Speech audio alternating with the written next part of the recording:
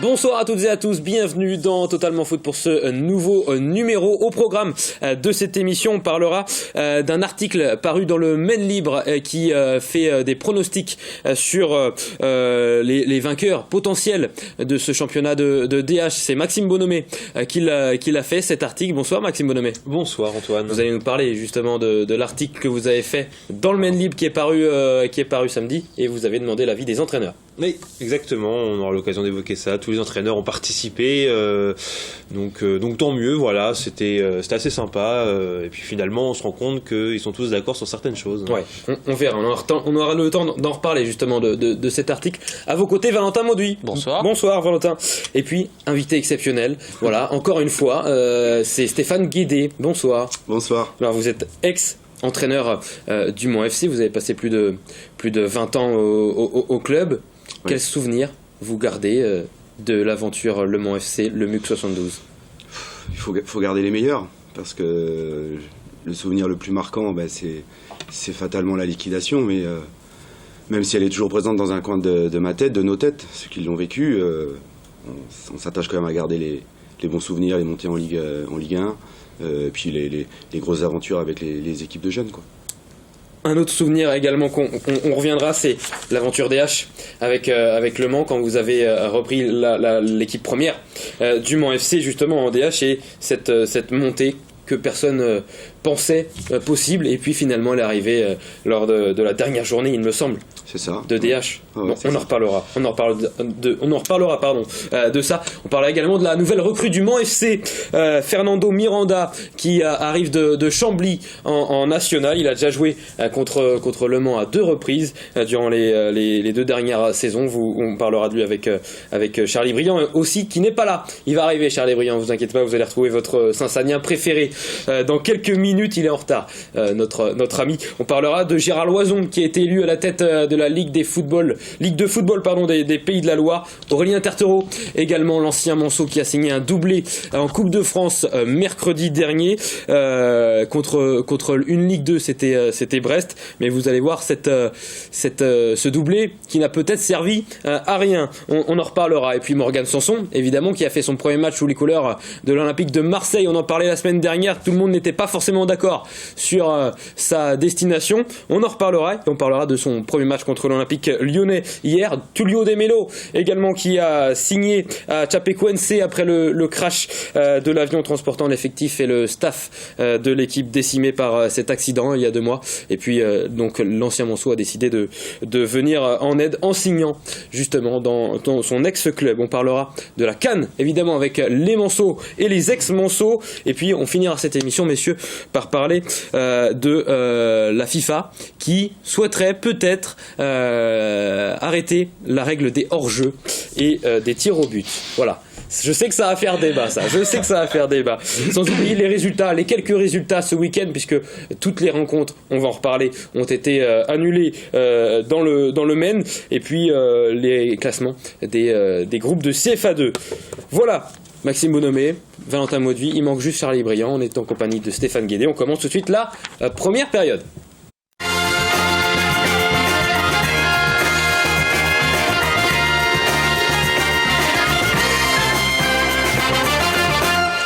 Voilà, en raison des conditions climatiques actuelles et celles annoncées pour les prochains jours, température forcément négative et gel rendant la pratique du football dangereuse, y compris sur les terrains synthétiques, la Ligue de football des Pays de la Loire, Territoire Maine, décide de reporter tous les matchs qui ont lieu ce week-end. Voilà, c'était le communiqué de la Ligue Atlantique et de la Ligue du Maine, surtout. Pourtant, nos voisins de la Ligue Atlantique, justement, je me suis trompé, ils ont joué. Et on a joué à Beaucouzé, à Cholet également, seulement 2 matchs reportés sur 7 en DH. Nos voisins bretons aussi ont joué en DH, seulement 1 match reporté sur 8, avec pourtant à peu près les mêmes conditions climatiques. La décision de reporter tous les matchs de Ligue du Maine, c'est une bonne décision selon vous, Maxime Bonhomé ? En Bretagne, ils ont l'habitude qu'il fasse froid, donc c'est normal, il n'y a pas de souci là-dessus. On va parler tout à l'heure avec la FIFA et Van Basten qui veut avoir du plus beau jeu ou autre là c'est pareil, on va pas demander à des équipes de faire du beau jeu alors que le terrain est pas praticable, il fait froid, les terrains sont gelés, c'est un risque également d'avoir des blessures pour la fin de saison, et puis quel supporter, même si on est supporter, va venir alors qu'il fait 0 degré voir un match, même s'il y a un petit peu de soleil. À un moment donné, faut être sérieux. Déjà, les terrains, alors qu'il a fait beau toute la semaine, sont, je sais pas, j'ai pas de mots en tête là, mais sont exécrables. On peut le voir. C'est en DH la plupart des terrains, même par exemple ceux de la Pince Nardière pour le Mans FC, sont souvent dans un piteux état. Alors, j'imagine même pas avec le froid. Pour la sécurité des joueurs, Valentin Modus, c'était important ? Ouais, justement, je pense que c'est surtout une sécurité des joueurs et c'est une précaution qui est prise surtout par la Ligue parce que s'il y a un pet, ça leur retombera dessus. Et voilà, je pense que c'est surtout une précaution qui est prise par la Ligue. Stéphane Guédé, c'est vous qui êtes entraîneur ou ex-entraîneur pour le moment, vous préférez prendre des décisions comme ça ? C'est complètement inconcevable de jouer sur des patinoires ou sur du carrelage. Je crois qu'on a vu en Ligue 1, c'est Dijon. Ouais, il suffit de regarder les images et puis d'entendre les joueurs derrière. C'était plus une corvée qu'autre chose que de jouer. Donc on demande du spectacle pour remplir les stades. C'est pas avec des terrains dans cet état-là qu'on va les remplir. Alors au niveau de la DH, c'est pareil, quoi. C'est le niveau amateur, il faut savoir prendre du plaisir et on n'en prend aucun sur ce type de terrain. Donc il y a des dates de disponibles, je pense. Donc c'était la bonne décision. Pas, quoi. Ouais, je pense. Ouais. Imaginons qu'il y ait plusieurs joueurs qui se blessent gravement. Qu'est-ce qu'on dit à ce moment-là ? C'est la faute du terrain. Voilà. Donc autant les annuler. Autant les annuler.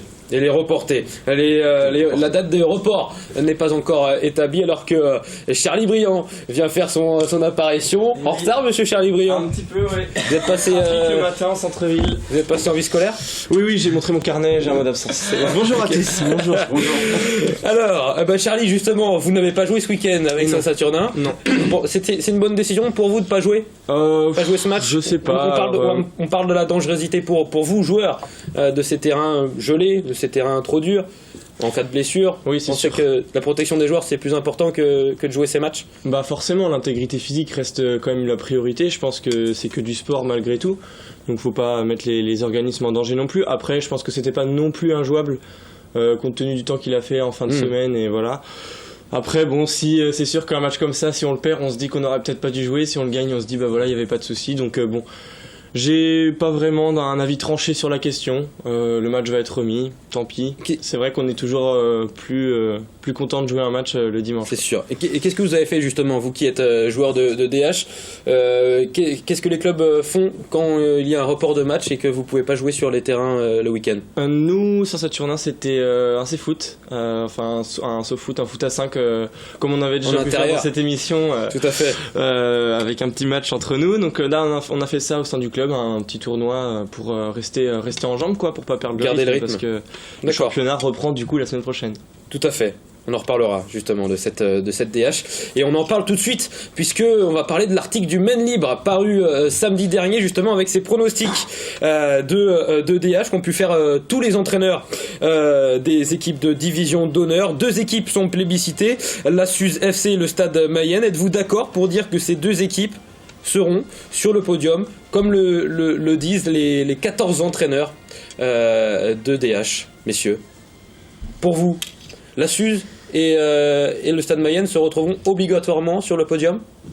Pour le moment, en tout cas, si on regarde le classement, oui, ils sont supérieurs à tout le monde.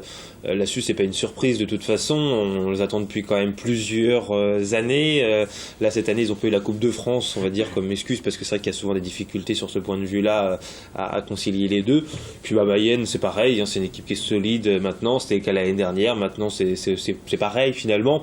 La grande question, c'est de savoir qui sera troisième.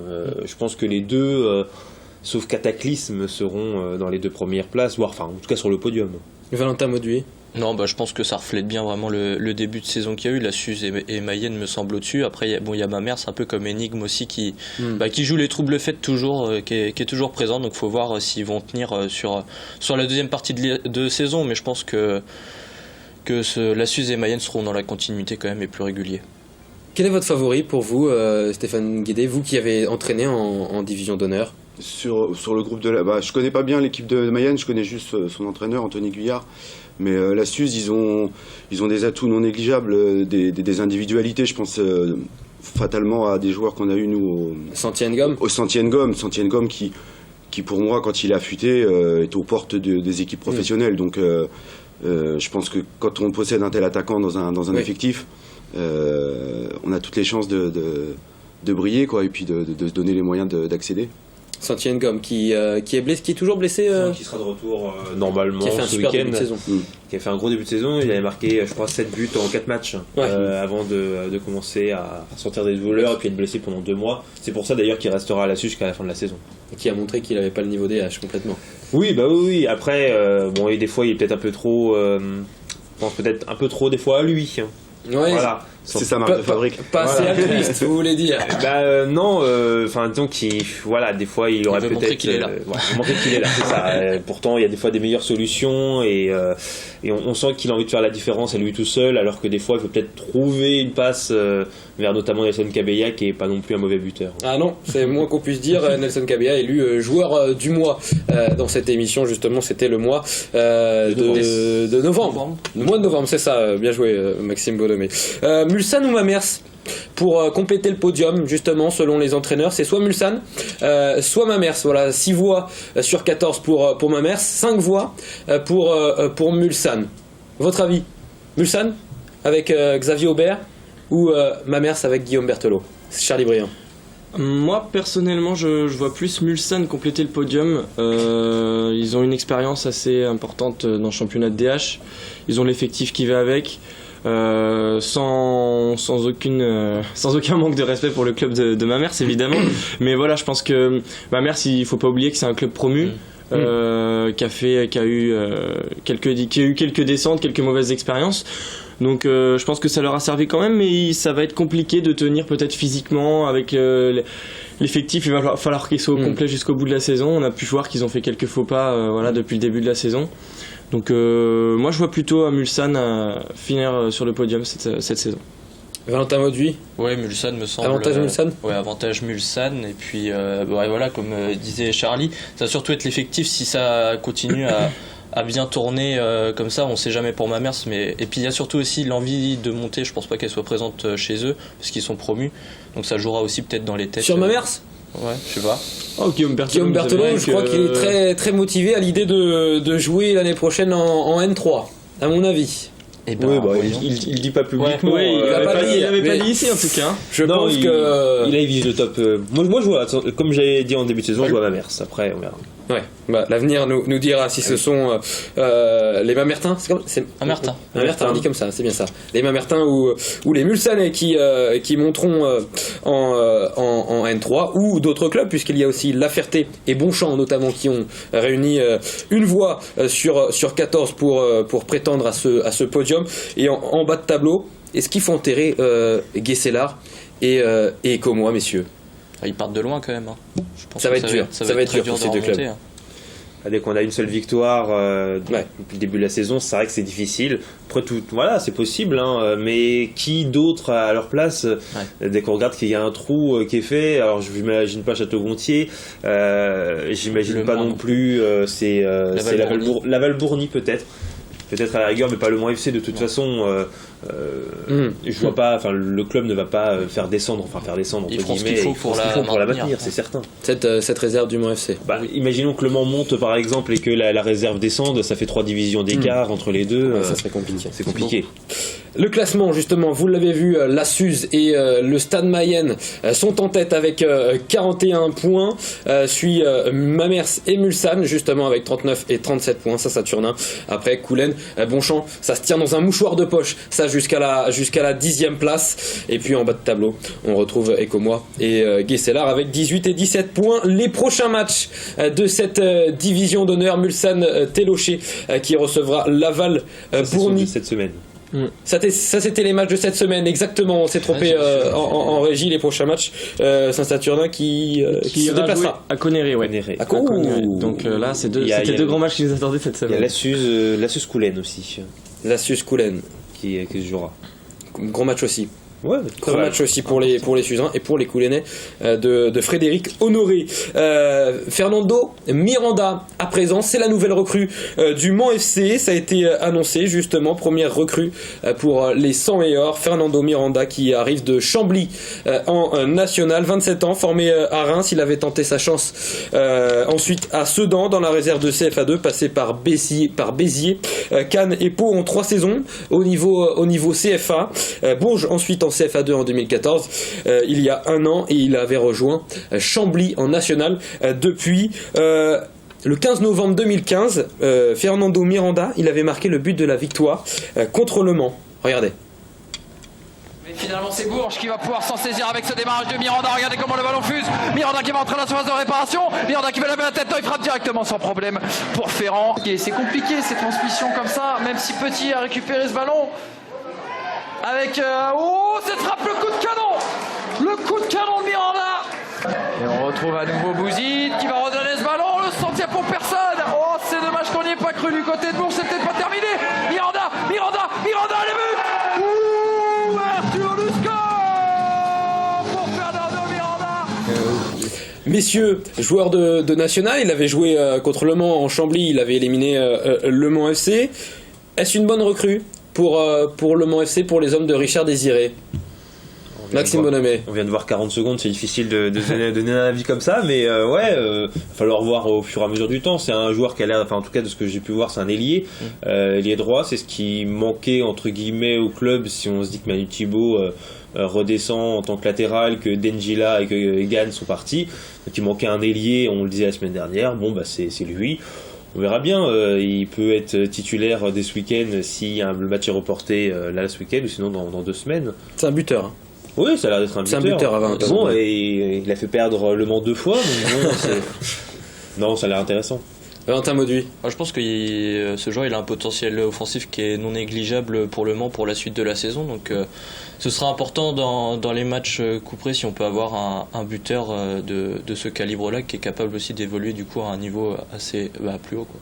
Les résultats de ce groupe B de CFA2, puisque quelques matchs ont eu lieu. Le match du Mans FC contre Blois a été reporté à une date ultérieure, mais Tours, la réserve de Tours s'est imposée, et c'est important pour Le Mans, contre la réserve d'Avranches. Le Maccabi Paris qui a fait match nul contre la réserve de Quevilly-Rouen, et la réserve cannaise qui a fait match nul face à Évreux. Au classement, Le Mans FC perd sa place de second au profit de Tours justement qui remonte à la 2e place, toujours leader Saint-Privé-Saint-Hilaire avec 24 points, et Le Mans FC Saint-Privé-Saint-Hilaire qui a deux matchs de retard, pardon. Le Mans FC qui en a donc un seul, et puis en bas de classement vous retrouvez Évreux, Édreux et Bourges. Vous qui suivez, Stéphane Guédé, cette équipe du Mans FC, qu'est-ce que vous en pensez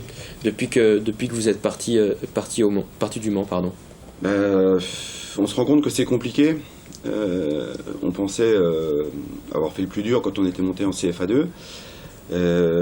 Après, le club a fait des choix que je ne conteste pas, mais on se rend compte que une montée c'est compliqué à mettre en place.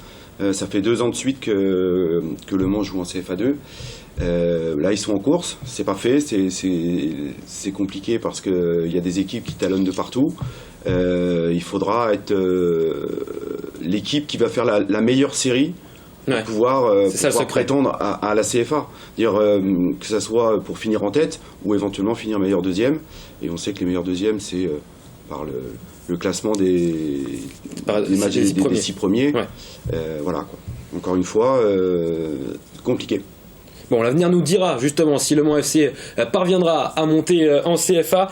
Petite pub et puis on se rejoint pour la deuxième partie de Totalement Foot. On a plein de questions à vous poser sur votre carrière, Stéphane Guédé, et puis on parlera de Morgane Sanson et d'Aurélien Tertereau et plein d'autres sujets intéressants encore à suivre dans Totalement Foot. À tout de suite.